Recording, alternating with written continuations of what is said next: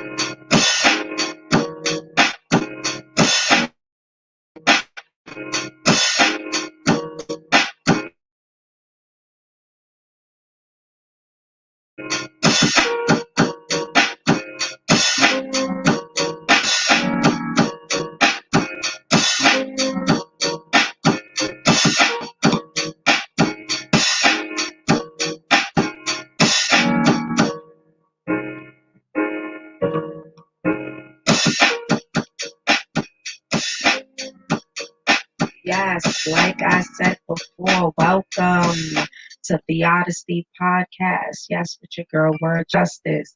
And I'm back with a live video. I hope you guys come in the building and enjoy what I got to, talk about and discuss because it's a lot's been happening. Do you guys hear me? A lot's been happening. So I definitely wanted to jump right in and just like throw you guys in because I'm sure a lot of you have heard about R. Kelly's conviction. Yes, R. Kelly has been convicted. And the craziest thing is he has been convicted in New York. So I'm going to give you guys a rundown for those of you who do not know what's been happening in the R. Kelly case and what will be happening from this point on. And it seems like justice has been served.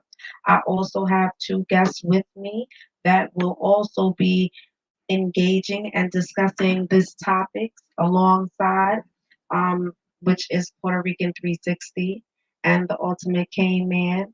The beats you guys were actually listening to, they actually make those beats. So you guys will be hearing a lot of different type of beats. And if you're interested and you need a beat, please Skull Crusher Production _7. Ultimate Cane Man Puerto Rican 360. So let's get into it, y'all. And other news. R. Kelly. I've been knew he was A pedophile and all those other nasty things from day one when that video came out, and I was young when that video came out. But however, for those of you who are not privy to what's been taking place in the case, um, jurors have found R&B singer R. Kelly guilty of racketeering, including acts of bribery and sexual exploitation of a child, along with separate charges of sex trafficking. In this federal case in the Eastern District of New York, Kelly faced a total of 9 counts, 1 count of racketeering with 14 underlining acts that include sexual exploitation of a child, kidnapping, bribery, and sex trafficking charges, and also 8 additional counts of violation of a Mann Act, a sex trafficking law. Now, guys, for those of you who have been following R. Kelly, and for those of you who may love R. Kelly, I mean, you have to clearly see what everything is standing for when it comes down to how he has put himself out there. So for me, I was not shocked, maybe shocked that they actually finally charged him, but not too shocked. I think I was more shocked when I heard that he finally got hit with the Aaliyah case, because that was the whole Aaliyah situation was crazy. He married her, all that. So I mean, Puerto Rican 360. How you guys feeling about this whole R. Kelly situation? Peace, y'all. Peace. Well, I was kind of shocked, actually, only because, he's R. Kelly and we already know how the powers that be do. But first of all, he needs help. He's also a victim uh, to his circumstances. But these ladies they needed justice and closure, and they deserve it. Um, Now, the people that assisted him, I don't know. I'm on the fence with those. I don't know if they should go down too, but they shouldn't go down free just without anything, because they did assist, and none of them said that he put a gun to their head to assist. So, but I want everybody to go back and just review some of his lyrics. All the lyrics that we all sang to, I was guilty of it too. In specific, go back to 12 play when he starts with one. We'll go to my room of fun. That's the first lyric, and then go through the rest, and then listen to all the other songs. Every one of his songs, he's giving you a step by step play of what's going on. Just compare and contrast people. That's all. Can't all be a lie. And you know what? I totally agree with you when you say that, because I feel like all the signs was definitely put out there that showed that he had certain weird behaviors.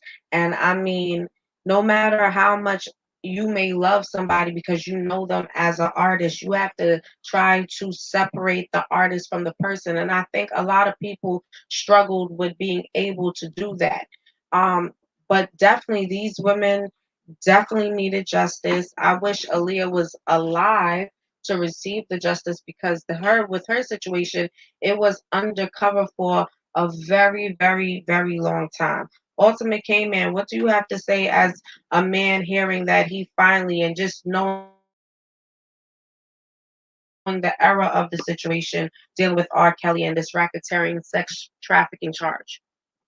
Well, word justice first and foremost, peace, love, and happiness and humanity to all mankind out there that's listening. Peace, word justice. All right. As far as the R. Kelly situation is concerned, I'm glad that justice was served, but it's long overdue. Me personally, I never liked R. Kelly. When he came out in '91 with public announcement and all that other bullshit, body love and all that, Personally, I never liked his ass. I was an Aaron Hall fan. No, I think Aaron Hall was better than R. Kelly any fucking way. That's my personal opinion. But I'm glad they got his piss slinging ass. You know, it's unfortunate that these girls had to endure the traumatic experiences for a very long time. And, blind eye was being turned because not only R. Kelly is accountable and guilty, but there's a lot of other people's names that's not being mentioned right now. That's just as guilty as he is. Let's think about all the executives, all the hotel concierge, so all the flunkies that went to the store to get the Pepsi and blunts and all that shit. What about the assistants? It wasn't just one assistant, many assistants. There's a lot of stories that's not going to be told yet, but I'm glad that they got their justice. I totally agree with you, Ultimate K Man. I think we both can agree to that. Excuse me, guys. Sometimes I get kind of like tongue tied at times, so forgive me. But like I said before, it was something that was well overdue, which we all did. I think for a lot of the people that felt like it was okay, they should be held accountable for knowing and seeing what's happening. And that's most times what's been going on in our community. Like we would see something, but we would turn a blind eye. I think that's something that really needs to change. A part of me seeing this is showing me change is soon coming, however it comes, you know what I'm saying? But it's getting there. When I read it and heard it, I was like, okay, I'm glad, I'm happy. And then we get hit with some next. When I tell you guys, it's some nonsense they trying to hit us with. We got, I'm in New York, of course, and so we got Mayor the deadline mandate, and it's like, for all the city workers, people that worked on a job for 20, 30 years, you understand, that feel like their rights are being violated off of the strength that you want to mandate something that I may not necessarily agree with, and just going against my like my rights as a human being to have choice. How do you guys feel about that? Because like it was like the R. Kelly case was like a success, and then here comes the little stupor, which is this deadly mandated mandate that's like blowing my mind. Like I don't feel like if you didn't do it for anything else, why are you doing it for this? But the push is so strong, and I don't think enough people are recognizing why so much people are willing to walk away and question why are they walking away, especially city workers that have been on the job for a very long time and can lose their retirement and etc. Puerto Rican, what you thinking about that? I was actually talking to my husband about this. How fair is it for some of these nurses and doctors that have been part of a hospital for 25 years or so, or 30 years, on their way, maybe 5 years away from retirement, full retirement, and then now they worked a whole year and a half under a pandemic without a vaccine, and now you're telling them that if they don't abide by the mandate, they're going to lose their job and their pension and 25 or 30 years of work that they put into. That's definitely not fair. Also, with the teachers, they got to get up every morning and go and deal with those kids, you know, regular ed, special ed, kids in wheelchairs, etc. And they're also being pressed and pushed to do something that is really inhumane. In life, there should be a choice. You know, why is it that you can choose what you want to eat for tonight, but you can't choose whether or not you want to abide by these medical mandates. Yeah, to put something in your body. This is your body is your temple, and you put into it what you choose to put into it, not what the powers that be choose. And it's just not right. And people need to really get in tune, with this constitution and what your rights are as a human. And this is the way we have to fight. Some of us might have to take a loss and walk away from our jobs. I've made that decision and tap into my natural talents and figure something else out. I'm an indigenous person. We're melanated people. We're born warriors. We have that in us. Tap into your, survival skills. Let's not let these people just do whatever they want to do. I totally agree with you. I mean, I feel like we went through a process of so many different viruses that came along, and it wasn't so much of trying to hinder and trying to invade your privacy as far as what you choose to put into your body from what you don't choose to put into your body. Like the flu is something that's deadly also. You understand what I'm saying? But they're not mandating you get vaccinated for the flu.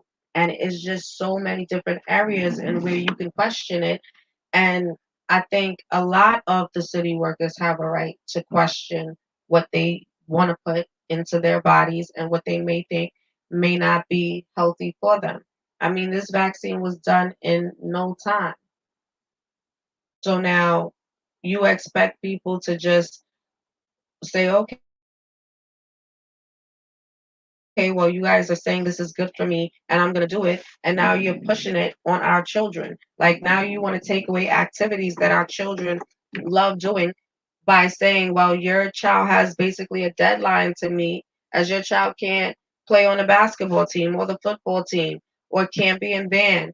And those are the things that I feel like, how can you infringe on that when that should be something that's under your medical rights?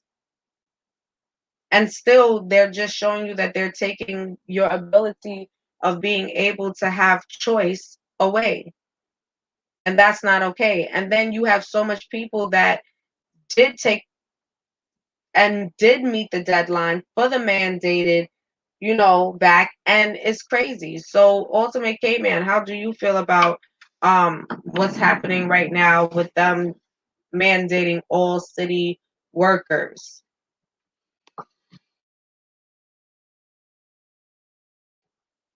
Well, justice was only a matter of time. I hate to be a bearer of bad news, folks, but it's only a matter of time. For those who read the Bible or spiritual people, it clearly told you in Revelations 13, 15 through 18 that this time was coming. It was coming. But, we weren't prepared. Keep it real with you, a lot of people sleep and still are asleep. Unfortunately, now it's crunch time. Now is the deadline to wake up. I don't know about taking any type of shots or anything, but the deadline now is time for people to wake up. It's either you for or against. There's no more gray areas. There's no more gray areas, folks. It's either you for or you against. The more that you bullshit, the more you're gonna get steamrolled over. Now is the time to decide what you're gonna do.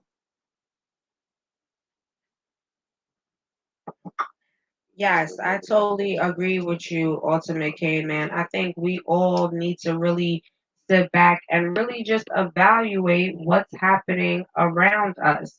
Um, there's so much things that they are trying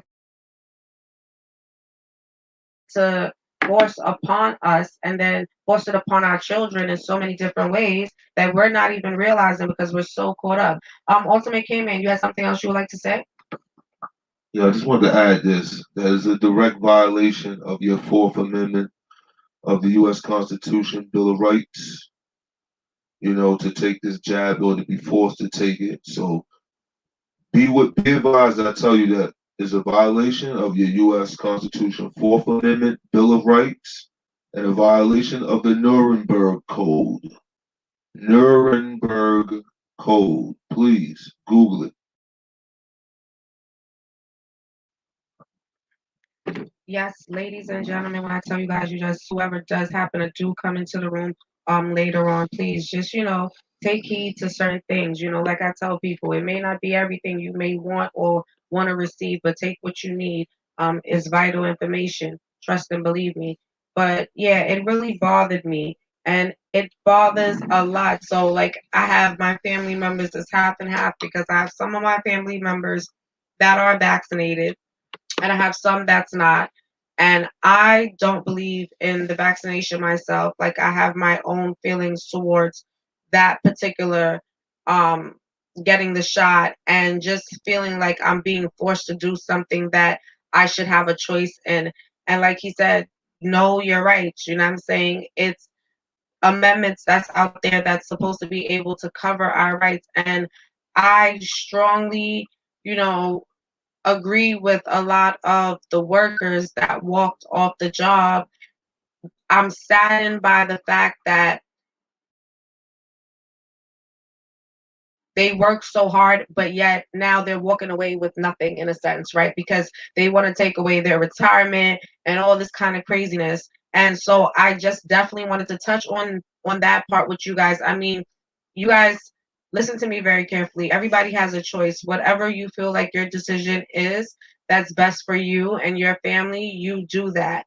Um, but just be mindful and research and know that not everything that may be put in front of you may be good for you. And for me personally, I always try to like really analyze and second guess certain things that come out, or why certain behaviors and movements that the government has displayed for this amount of time, and certain things that just have changed. How are you guys just feeling overall now that, you know what I'm saying, like, we're going through this whole process? We might even go through another shutdown. And it's like, what is that gonna be like? Because now that's taking away socialization yet again. So I mean, how you guys feeling about the next shutdown that may happen, allegedly?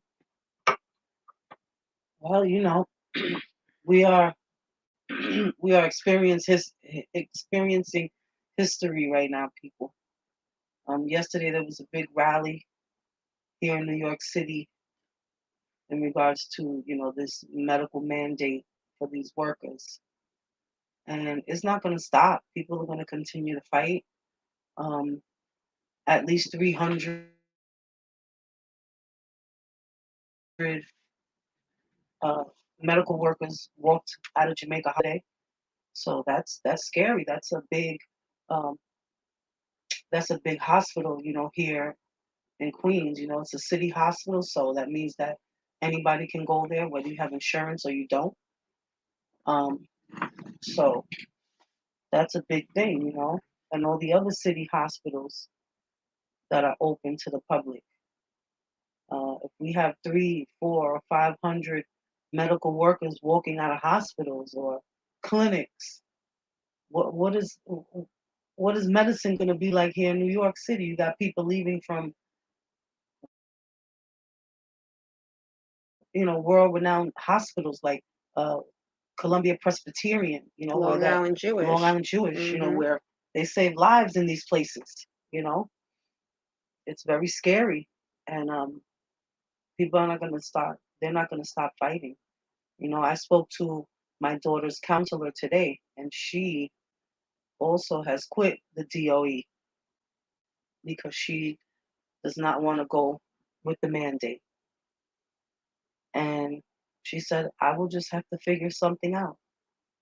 And it's sad for her because she wants to help these children, but they're pressuring her, and she is not sure. I also have a friend that's a maintenance worker in a nice mall over here, and she's been there.